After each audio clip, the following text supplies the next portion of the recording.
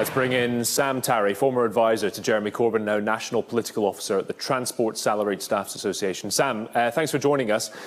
Is Mr Corbyn ready to form a government, really? He doesn't have the numbers. Well, absolutely. I mean, you look at today, the Queen's speech, I mean, remarkable in terms of what's absent from it. I mean, you really have got a zombie Prime Minister stumbling along with a government of the walking dead. I mean, they couldn't even resurrect enough of their manifesto to get it into the Queen's speech. I mean, this is unprecedented. And I think now it's Jeremy Corbyn that looks like the strong and stable leadership that this government needs. But where is his support going to come from to form a government and get legislation through on the Labour side if that happens? Well, I think all of us would much prefer to have an election, and actually over the last week, clearly the sort of authority of the Prime Minister has completely drained away from her. I think people on her own side barely able to even pull themselves together to support her.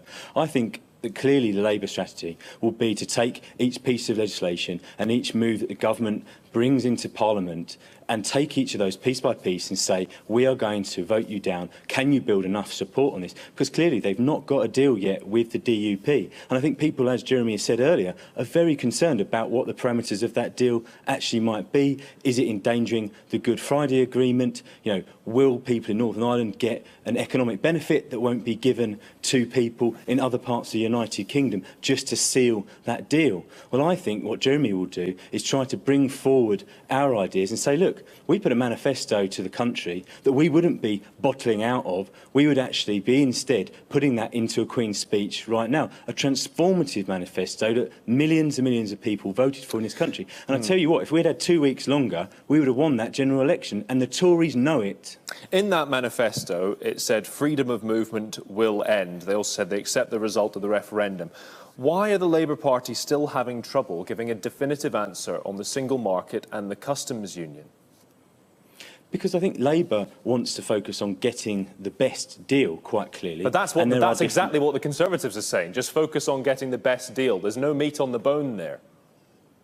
But I think Labour has put out a much clearer position. We know that freedom of movement will end, but we actually want to say we are in a position to have a much stronger set of negotiations with the European Union so that we go out, we don't crash out, we actually go out of the European Union in an ordered way, and that we protect all the people of this country, whether that's people that have arrived in this country as EU nationals, rather than sort of just dashing for the door without even stopping the car before it's hit, you know, the wall in front of it. Sounds a bit like a transition. That sounds a bit like a transitional deal. So if the Conservatives come back with a transitional deal and protect EU citizens' rights, like they say is the first order of business, that sounds pretty good? I think we'll assess that at the time that it's presented to us. But I tell you what, at the moment, I think the majority of people in this country have completely lost faith that Theresa May is the person to get us any kind of substantive deal. She is now not a strong and stable leader, but a zombie PM who is the laughingstock of Europe. That is a terrible position to be in. I would say that we need a fresh election, and we need an election as soon as possible, because I tell you what, we will build on our manifesto and we will take that back to the people, and we will go into those constituencies that we didn't quite win, and we will take the fight to the Conservatives, because I think by the day the Conservatives are desperately clinging on to power. Yeah. And this is quite an unprecedented situation, and I think if we, as a new government, even if it was a minority government, said to other European leaders, and by the way, Jeremy Corbyn's got links with European leaders in a much stronger sense, because he's linked up with all the other European left-wing and Socialist Party leaders, who's already been meeting with. So he's already taking on the role of a Prime Minister. Sam, well, our Prime Minister is butted out of negotiations. Have to leave it there, but really appreciate your time. Thank you for speaking to us. Pleasure.